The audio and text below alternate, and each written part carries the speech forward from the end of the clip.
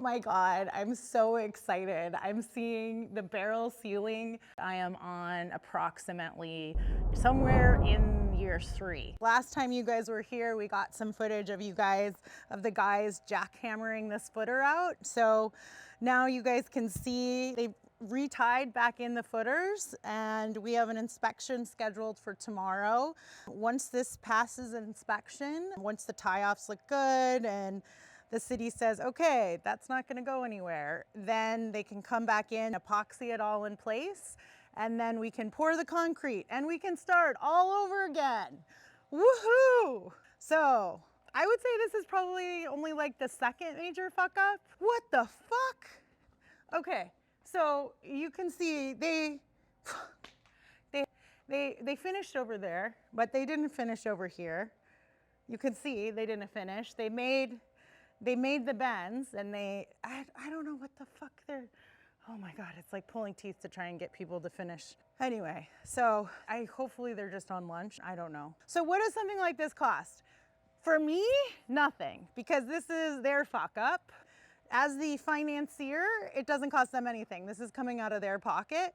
For them, their cost is it's their labor, it's the steel costs, the rebar, and then it's gonna be their concrete costs. My guess is probably about $2 grand, 1,500. So it's not nothing, but the cost on the contract, we'll do a separate episode on costing and breaking down.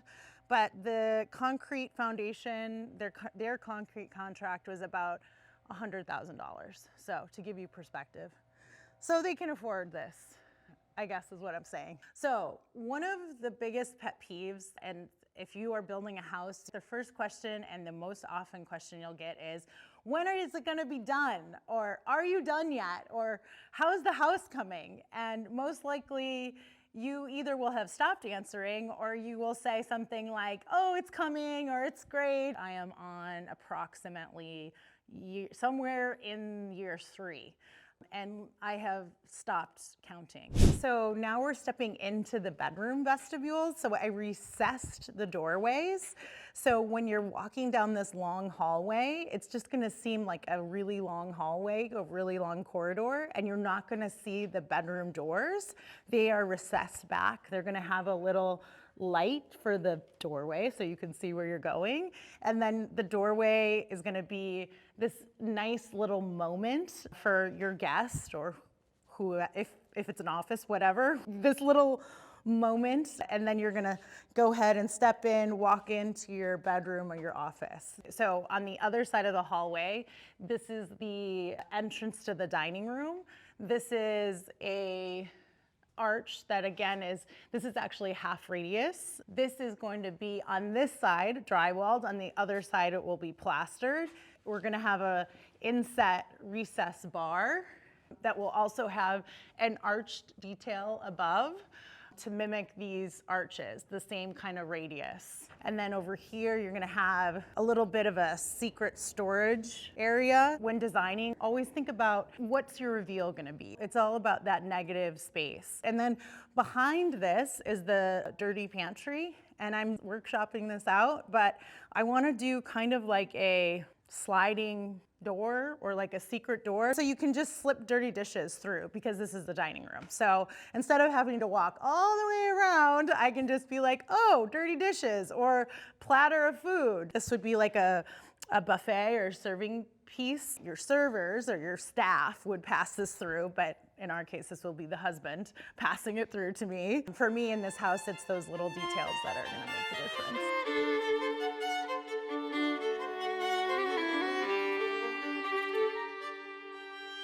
So these are all gonna be windows. Yeah, that's a great point, Tristan. These row are all gonna be windows, and we can see right now the light is beautiful. This is around 12 o'clock in December.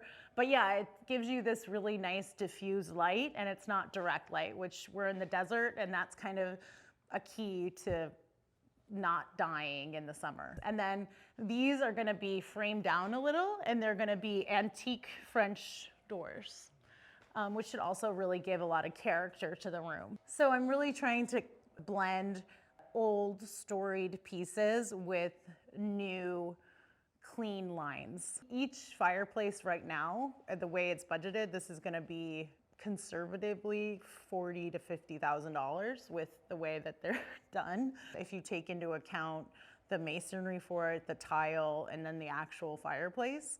The type of fireplace I like, they're flush to the floor, so they look like they're real fireplaces. But California, I don't know if we want to get in the weeds about it right now, but California has a code where you have to actually have glass on the fireplace, and then the way I will do it is you pass code and then you'll take the glass away and then you have a real fireplace. Real as in you still are using gas, but you don't have a fucking piece of glass in front of your fire, which I just think is so cheesy. So there's a fireplace here, there's a very large fireplace here, and then there's one in the, whatever we're calling that, the casual living room. So right there in the budget, that's easily $150,000. So where I'm going with that is, if we're tight on the budget, that's one place that can get worked a little bit. I would just do like a bookcase and people would never really know. If I had my druthers, it would be an antique French fireplace, but I don't have billions and I can't, spend $20 million on this build. So if anyone wants to sponsor the builds, give me a call.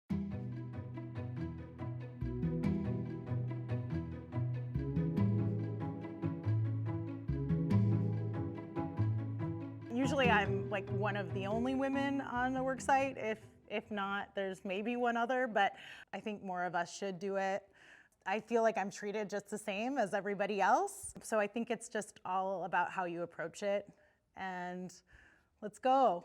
Let's rock some construction worlds, guys. Team ladies. When I bought the property, I had one idea of what I thought this property was gonna be. I thought this property was going to be kind of a quick and dirty glow up. I would do my design thing, flip it, and move on. About a few months working on the designs with my architect, I realized that that was not gonna be the case, that I wanted this property to be my forever home with my family. At that time, I was trying to get pregnant with my husband, obviously. And so we thought we were going to have a large family. And so this was gonna be our forever home, our compound. And so we were designing this house for the big family in mind and yada, yada, yada. Anyway, things start getting convoluted a little. I am also, and this is where the personal comes in, I am also going through IVF at the time. I am on my 5th round right now, or at this point in the story. And anyone who has either had a partner or loved one going through this, it's a lot.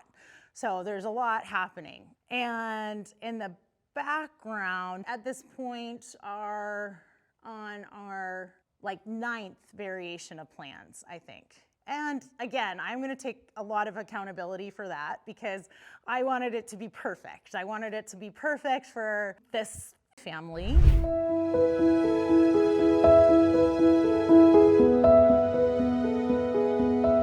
Oh my God, I'm so excited. I'm seeing the barrel ceiling framed in for the first time, and it is better than I imagined. Holy shit.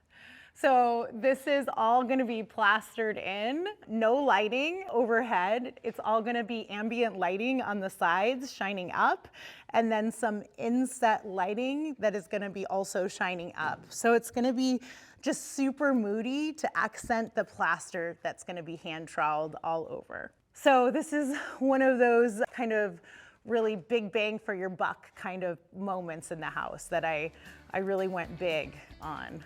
But I think it's gonna pay off.